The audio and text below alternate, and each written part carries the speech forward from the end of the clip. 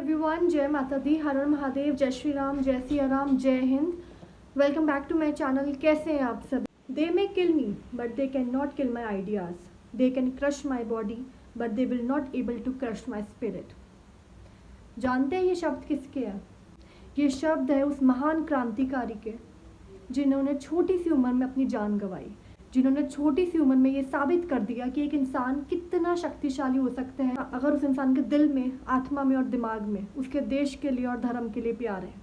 जी हाँ, ये शब्द थे हमारे भगत सिंह जी के। जन्म 28 सितंबर 1907, मृत्यु 23 मार्च 1931। भगत सिंह एक ऐसे इंसान थे जिन्होंने छोटी सी उम्र में, जब बच्चे खेल कूद कर रहे होते हैं ना, उस उम्र में उन्होंने अपने दिल में, अपनी आत्मा में एक सपना बिठा लिया था कि उन्हें आज़ादी चाहिए, उन्हें अपना देश आज़ाद चाहिए, उन्हें अपने लोगों के लिए आज़ादी लेनी होगी। जी हाँ, सोच सकते हैं आप इकट्ठे से बच्चे के दिल और दिमाग में ये बात कैसे आई, और उस छोटे से बच्चे ने किस तरह से उस उम्र में, जिस उम्र में बच्चे खेलते हैं, कूदते हैं, जिस उम्र में शायद उनको पता भी नहीं होता कि उनको आगे करना क्या है, उस उम्र में ये तक प्लानिंग की, ये तक सोचा कि उसको अपना देश आज़ाद चाहिए, उसको आज़ादी चाहिए।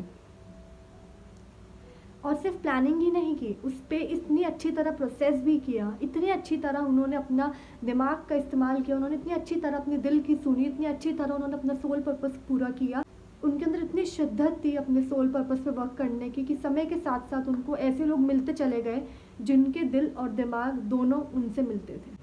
भगत सिंह जी की इस शिद्दत की वजह से ही, भगत सिंह जी की जिद की वजह से ही, भगत सिंह जी की एक तरह से ये एक सपने की वजह से ही वो आगे बढ़े और उन्हें अपने जैसे और लोग मिले, अपने जैसे और क्रांतिकारी मिले, अपने जैसे और महान लोग मिले जिन्होंने उनकी और जिनकी उन्होंने मदद की।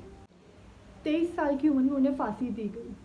जी हाँ, और उनके परिवार के ना उनके लिए बहुत सपने थे, शादी के लिए लड़की भी ढूंढ रहे थे उनके लिए, लेकिन भगत सिंह जी का सिर्फ एक सपना था, आज़ादी। उनकी जिद ने, कि इस प्रेम ने किसी भी चीज़ को उनके आगे खड़े नहीं होने दिया। उनका परिवार भी एक टाइम के बाद समझ गया था कि इनको क्या चाहिए, कि भगत सिंह ने क्यों जन्म लिया है, भगत सिंह किस चीज़ के लिए जीता है, भगत सिंह सांस क्यों लेता है। वो है देश प्रेम, धर्म प्रेम। परिवार के बहुत सपने थे भगत सिंह जी के शादी के लिए, लेकिन क्या करता वो इंसान, जिस इंसान ने अपना होश संभालते साथ सिर्फ एक सपना देखा और उस सपने के लिए वो जीने और मरने को तैयार था। जब वो 2 साल जेल में रहे ना, उस 2 साल में उन्होंने बहुत सारी किताबें लिखी, बहुत सारी उन्होंने, उनकी एक बुक का नाम है जिसमें उन्होंने अपना पूरा एक्सपीरियंस बताया है, जिसमें उन्होंने बताया है कि उनके साथ क्या क्या हुआ, उनके दुश्मन कौन कौन है। उनके नहीं, भगत सिंह भारत की जान है। तो जो उनका दुश्मन है ना, वो उनका दुश्मन नहीं है, वो भारत का दुश्मन है। इसलिए भगत सिंह से नफरत है उस इंसान को। तो जो इंसान भगत सिंह से नफरत करता है, जो इंसान भगत सिंह को गलत कहता है, एक बात समझ लीजिए कि वो भगत सिंह को गलत नहीं कह रहा है, वो भारत को गलत कह रहा है, वो भारत का दुश्मन है। उनकी उस किताब में ना बहुत सारे नाम मेंशन हैं, जिसमें उन्होंने बताया है कि कौन भारत के बाहर का दुश्मन है और कौन भारत में रहते हुए अपनी दुश्मनी निभा रहा है। जी हाँ, तो मैं आप लोगों से रिक्वेस्ट करूँगी कि वो एक बुक का नाम है the jail diary, Bhagat Singh की, अगर हो सके तो प्लीज़ वो बुक आप रीड कीजिएगा, उसमें आपको बहुत सारी बातें क्लियर होंगी। भगत सिंह जी को ना बुक्स का बहुत शौक था, बहुत सारी रीडिंग्स, भगत सिंह को ना रीडिंग का बहुत शौक था। उनको ना बहुत ज़्यादा नॉलेज गेन अच्छा लगता था करना, कि और ऐसी नॉलेज जो उनको ना उनके सोल पर्पस पे और ज़्यादा मदद, उनके जो उनको आज़ादी चाहिए थी ना, वो आज़ादी दिलवाने में उनको और ज़्यादा मदद करें। तो हाँ, वो हमारे जो जितने हमारे क्रांतिकारी रहे हैं उनकी उन्होंने जीवनियाँ पढ़ी कि उन्होंने किस तरह अपनी ज़िंदगी में काम किया है, अभी तक उन्होंने किस तरह से प्रोसेस किया है, किस तरह से वो अपना माइंड सेट यूज़ करते हैं। उसी तरह भगत सिंह जी भी अपने माइंड सेट्स को छोड़ के गए, अपने आइडियाज़ को छोड़ के गए हैं, जिनको हमें यूज़ करना है। आप लोगों को पता है, जब उनको फांसी मिलने वाली थी ना, उससे 11 घंटे पहले ही उन्हें फांसी दे दी गई। यानी जो समय डिसाइड किया गया, जो डेट डिसाइड की गई थी ना, उससे 11 घंटे पहले उन्हें फांसी दे दी गई थी। और सिर्फ एक रीज़न था, डर। उस क्रांतिकारी का इतना खौफ था लोगों को, उस एक आत्मा का इतना खौफ था लोगों को कि उनको पता था कि इस इंसान को, ये इंसान अगर बच गया ना, उन अंग्रेज़ों को ना ये पता था कि अगर ये इंसान बच गया ना तो ये हमें नहीं छोड़ेगा। उस डर की वजह से 11 घंटे पहले भगत सिंह जी को फांसी दे दी गई थी। आप लोग सोचो, उस टाइम पे जहाँ पे राज उनका, जहाँ पे आर्मी उनकी, जहाँ पे पॉलिटिक्स उनकी, जहाँ पे पावर उनकी, उस इन्वायरमेंट में भी उस बंदे ने अपना कितना डर बनाया।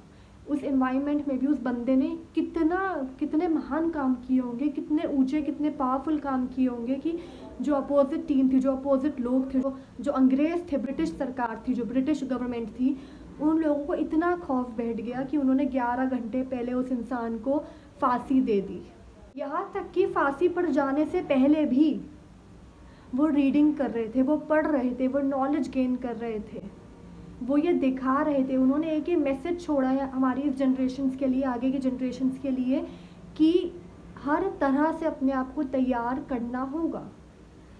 क्रांति भी लानी होगी, देश प्रेम भी लाना होगा, धर्म प्रेम भी लाना होगा, नॉलेज भी गेन करनी होगी, लड़ना भी सीखना होगा। एक चीज़ सीख के काम नहीं होगा, सब चीज़ सीखनी होगी। भगत सिंह जी के साथ साथ हमारे कितने क्रांतिकारी और हैं जिनके बारे में हमें पता भी नहीं है। भगत सिंह जी के बारे में हम सबको बहुत पता है और आई एम वेरी ग्रेटफुल कि हमें पता है, लेकिन हमारे ऐसे और इतने क्रांतिकारी हैं जिनके बारे में हमें पता तक नहीं है, जिन्होंने अपनी जान गंवाई है, लेकिन इंडियंस को, सनातनियों को पता भी नहीं है कि कितने लोग अपने देश और धर्म के लिए मरे हैं, कितने लोगों ने अपनी जान दी है, ये हमें नहीं पता। और ये रीज़न यही है कि हम लोगों ने कभी नॉलेज गेन करने की कोशिश की ही नहीं, और अगर कोशिश की भी है तो हम लोगों की कोशिश को बहुत अच्छी तरह से ना बर्बाद किया गया। फांसी पर जाने से पहले वो बिस्मिल जी की जीवनी पढ़ रहे थे, यानी मौत सामने है लेकिन तब भी वो महान इंसान बिस्मिल जी की जीवनी पढ़ रहे थे। आप सोच सकते हैं कि वो 23 साल के लड़के का दिमाग कितना ब्रिलियंट होगा, कितना पावरफुल होगा कि उनके सामने उनकी मौत थी, उनको पता था कि मुझे फांसी चढ़ने वाली है, उनको पता था कि मुझे फांसी मिलने वाली है, लेकिन तब भी वो टाइम वेस्ट नहीं कर रहे थे। तब भी वो हमारे आगे के जनरेशन्स के लिए मैसेज छोड़ रहे थे। वो तब भी हमारी आगे की जनरेशन्स के लिए हमें एक मैसेज दे रहे थे, हमें एक सीख दे रहे थे। वो मरते दम तक भी वो चीज़ पढ़ के गए हैं जो पूरी ज़िंदगी उन्होंने की अपनी, जो जिसके लिए उन्होंने पूरी ज़िंदगी लगाई, और 23 साल की उम्र में उनको मौत मिली। देश प्रेम, देश प्रेम, देश प्रेम। मरते हुए भी, यानी शहीद होते हुए भी, मरते हुए भी उन्होंने एक ऐसे इंसान की जीवनी पढ़ी है जिस इंसान के ख्याल बिल्कुल उनसे मिलते जुलते थे। आप सोच सकते हैं, such a brilliant soul he was, such a brilliant man he was, and such a brilliant soul he is. Soul तो इन्फिनाइट होती है ना, तो आत्मा तो कभी मरती ही नहीं है। उनकी आत्मा ने मरते दम तक अपने अंदर वो नॉलेज स्टोर की है। सो यही आई एम सेइंग कि बहुत कुछ है, जस्ट गो फॉर इट। अपने दिस इज़ द टाइम कि आगे बढ़ो, भारत और सनातन पे रिसर्च स्टार्ट करो। इतने लोग, हमारे भगत सिंह जी की हमने एक छोटी सी वीडियो बनाई है, ये छोटी सी वीडियो है, लेकिन इस वीडियो में मुझे इस वीडियो की जो मैंने रिसर्च की है, इस वीडियो के लिए मैंने जितनी रिसर्च की है ना, उसमें से भी मैंने सिर्फ 20% लिखा है इस डायरी में, 20% मैंने आपसे शेयर किया है। तो यानी कितना कुछ है। मैं एक बहुत प्रॉपर वीडियो फिर से बनाऊंगी जिसमें मैं भगत सिंह जी की और ज़्यादा लर्निंग्स शेयर करूंगी, क्योंकि quite honestly this is our true knowledge. जो हम स्कूल्स में पढ़ रहे हैं ना, वो हमारा कुछ नहीं है। हमारे गुरुकुल हुआ करते थे, ये सिस्टम कहाँ से आ गया, ये सिस्टम ब्रिटिशर्स आए, उन्होंने किया, और हम लोग उसी चीज़ पे प्रोसेस किए जा रहे हैं। ये हमारा सिस्टम नहीं है, हमारा सिस्टम गुरुकुल है जिसमें हमें सब सिखाया जाता था। हमारा सिस्टम वेद है, हमारी पढ़ाई वेद है, पुराण है। यही रीज़न है कि जनरेशन ख़राब हो रही है, और क्या रीज़न है? क्योंकि हमारी पढ़ाई है ही नहीं। इंडियंस बहुत ब्रिलियंट है, पता है। यू आर एन इंडियन ना, you have a brilliant mind, आपका माइंड ब्रिलियंट है। यही रीज़न था कि ब्रिटिशर्स आए और उन्होंने सब खराब कर दिया, क्योंकि उनकी अच्छी वाली ना, उनको डर लग गया, उनको इतना फियर हुआ ना कि अगर इंडियंस को अभी ख़राब नहीं किया ना, इनकी रूट्स अगर बर्बाद नहीं की ना, ये दुनिया जीत लेंगे। That's what I am saying कि रीड करो, रीड करो, रीड करो। अगर आप फिजिकल स्ट्रेंथ बढ़ा रहे हो दैट्स अमेजिंग, बहुत ज़रूरी है, लेकिन साथ में दिमाग की स्ट्रेंथ भी बढ़ाओ। दिमाग में इतनी नॉलेज गेन कर लो ना, जितने हमारे क्रांतिकारी रहे हैं ना उन सब की बायोग्राफी पढ़ डालो, उन सब की जीवनियाँ पढ़ डालो, पता भी नहीं चलेगा, गाइडेंस मिलती चली जाएगी। ओके, सो इस वीडियो में इतना ही। Thank you so much for watching. जय माता दी, हर महादेव, जय श्री राम, जय सिया राम, जय हिंद। सही मार्ग पे रहो, अच्छे कर्म करो।